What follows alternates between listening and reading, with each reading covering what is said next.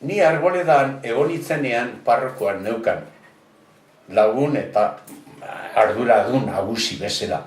Orduen, teilatu nagusi horiek,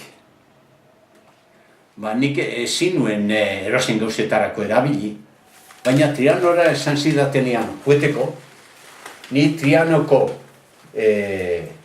Eleiza, apaizetxea, eta hori nire esku zegoen, enuen inogaz konpartitu behar. Orduen, esan no, joden, eta orduen zeuden, jente asko, klandestinidadea dana zan, zegoen ezer legaliztatuta. Orduen, jente asko zetorren, apur bat, igezka zebilena, la casa libre, pues sí, la casa está libre. Eta susmatzen zen duen, ze gente tipo, etxea. Eta, forja, apaisa lanean, hori reklamo bazan jentearentzat gauza batzuetarako Eleixak estruktura asko baliabide horretan, eta orduan gauza baterako ero besterako haute bestea. Eta horretariko etorri zan, eta, Bandas de Echevarri está en huelga, y entonces hay que buscar una infraestructura y un espacio, eta orduan, ni beste inorekin kontatu gabe, nire gustura, egin dezakezute, hai bagitzak eta dute bestea.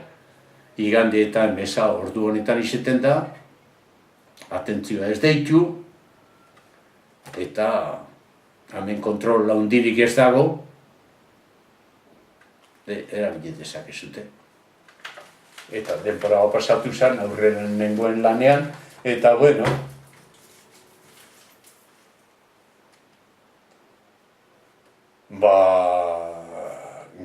aurrean nengoen fundizioan lanean, eta gabaz etorri zitzaidan seminarioan kursua suspenditu zioten bat, Angel Zelaieta, Bilbon zegoen. Eta, Imanol, alde egin behar dezu. Alde, zer gertatzen da? Katea moztu behar da, susmoen bat poliziak detenitu dute, eta onaino heldu orduko, katea apurtzeko alde egin behar da. Eta orduen, hori esan gabaz, eta hurrengoko isinik eman zidaten telefono bat, Barcelonakoa. Baina Barcelona heltzen zarenien hitz egin, berarekin. Eta, hori, gaur lana utzi,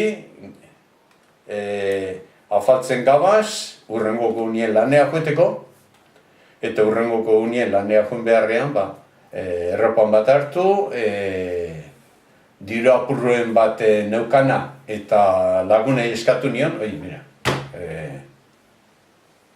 pasa esto, yo me marcho mañana, osea que diru apurren bat eman, eta basuna alde egin nuen.